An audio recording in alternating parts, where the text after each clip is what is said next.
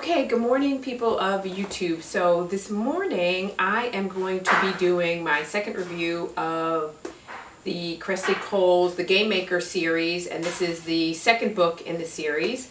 And this story is the story of the second brother and Katerina. So this is Maximilian, Sebastian, and then Katerina Marin.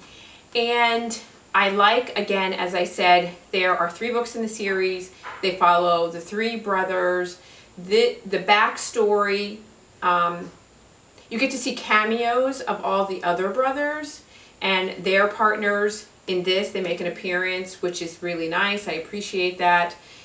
Now, let me see. Like I said, you guys know that I love Kresley Cole. I love how Kresley Cole writes. She writes sexy time like nobody's business. I'm telling you, steamy. This introduces you into the foray of BDSM as well as the Russian mafia. I think it's very light in comparison to other mafia romances, and I really appreciate that. I really like it.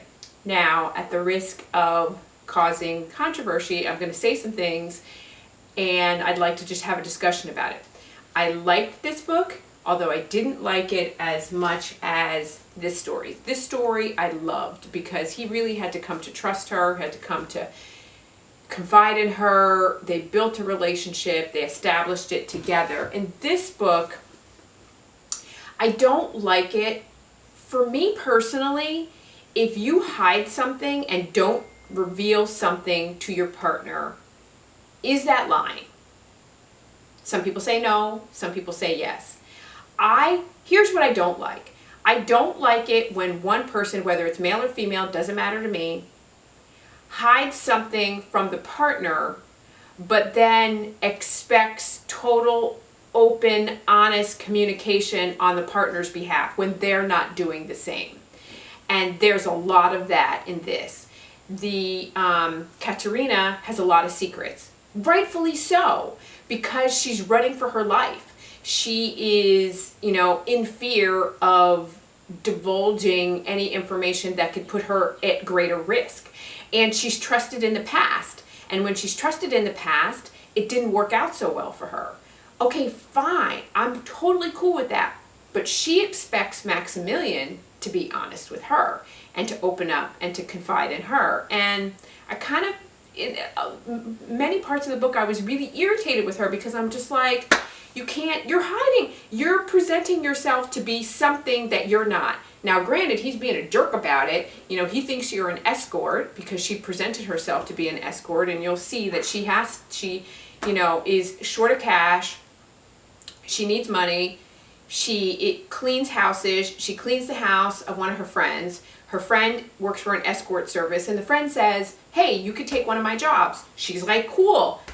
Not really. She's not really like cool. She's like, all right, I'll do it. I'm that desperate. And so he perceives her to be a certain way. So everything starts off on this miscommunication and deception, and as things go further and further, and it's more clear that he really is falling for her, she has every opportunity to come clean and to be honest and to tell him. And I know she has trouble with trust, but if she wants him to treat her in a certain way, she has to treat him in exactly the same way. So I don't know, I just struggle with that. I just want things to be, what's good for the goose is good for the gander. I want it to be consistent across the board, and I don't want it to be, this idea that I'm holier than thou and I am going to be treated at a certain level or in a certain way, and I'm not going to reciprocate that. Not cool with it. However, towards the end, I think things are more resolved. I think once they get it together and they work through stuff, they get on the same page.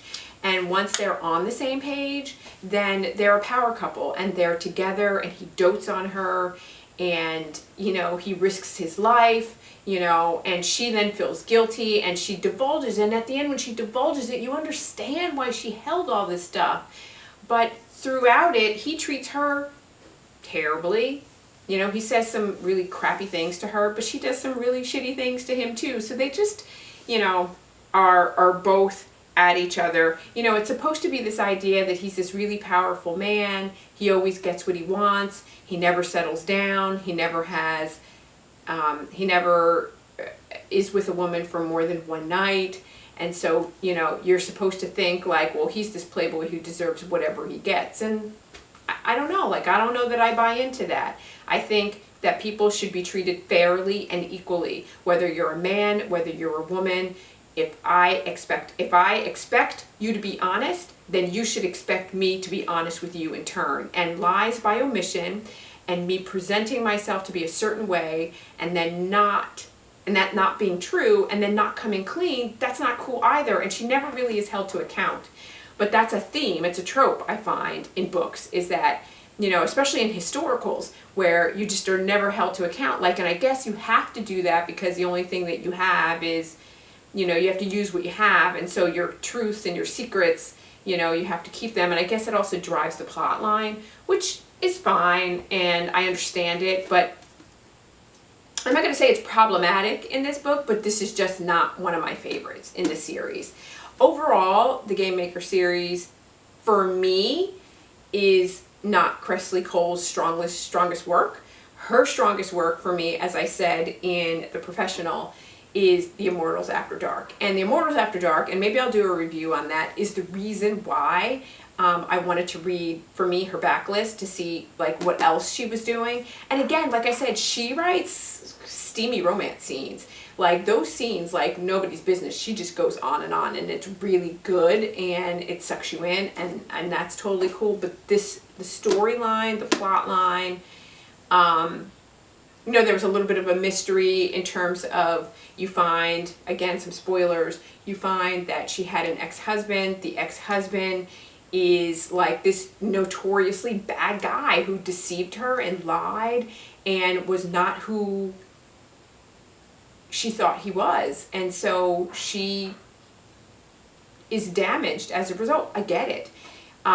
So there was like some mystery and, you know, things behind the scene, which is great, and I loved it, but not my favorite. So this one I gave, you know, it's a romance novel. Like, it's not, for me, very problematic, so I gave it a 4 out of 5 stars. I liked it, but it wasn't, maybe 3.75 for me. Not my favorite. And next, I already started, and I'm going to do a review of this, the third book in the series, and this is The Player, and this is Dimitri's story, and we've been, you know, worried, well, not worried, I say worried. They've been building up to Dimitri. He seems to be the most damaged of all the brothers. I'm 55 pages in, so let's see what happens. So far, I don't know, it's me, I don't know, but I get super irritated by, you know, deception. And it's already started off like, you know, this is The Player, right? And so it says getting played never felt so good. So clearly they're talking a lot about grifters. They're talking a lot about, it's set in Las Vegas. You know, they're having a party in Vegas, and all the brothers are there with the significant others and Jess and her crazy ass self. And Jess is like the best friend of Natalie Porter, which is presented in The Professional.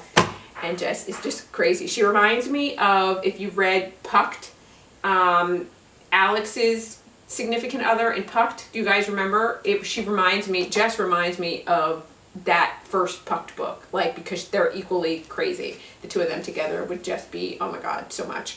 But at any rate, it's set in that the significant other, and what's her name? Her name is Victoria, and they call her Vice.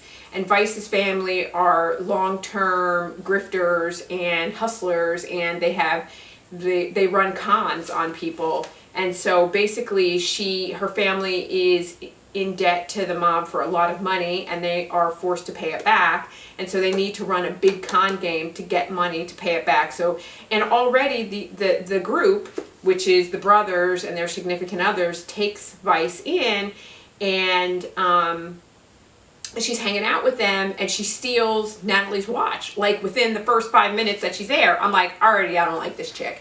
Like they're trusting her and she's like, well, suckers are born every day. Like you're a sucker. Like you shouldn't, you know, if it's too good to be true, it probably is. Like you shouldn't have taken me, you know, into your wings if you don't want to get hustled. Basically, rich people are stupid. So I'm like pissed off at her already. So we'll see how it unfolds. What else was I going to say about this? Oh, the other thing that bothers me about this whole series is that within the first 30 pages, we already are like, it's insta-lovey. And again, insta-lovey is not the right word, but you meet somebody and you're already like off and like in this, the most passionate scene that you've ever encountered.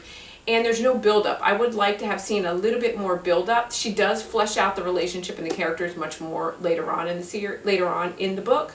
But as it starts, it just dives right on in. And so the scene that I left off in is this really hot scene that they had in the bathroom, and she's like supposed to be, she's running a kind of con where you like leave him panting and wanting more and wanting you, but you basically withhold sex. And if you withhold sex long enough, they ultimately will give you whatever you want. And she already is failing at it because in the first scene that they have in the bathroom in the casino, like she's like begging him, please have sex with me, and he's like, no, I promised you I wouldn't, and so I'm not going to. And so he's the one who withholds, and she's like, I failed already. So that's kind of where we are. So I'm a little bit irritated, but I'm hanging there. I'm hanging there and finish this up today, and I will let you know how it is. But that is all I have for today.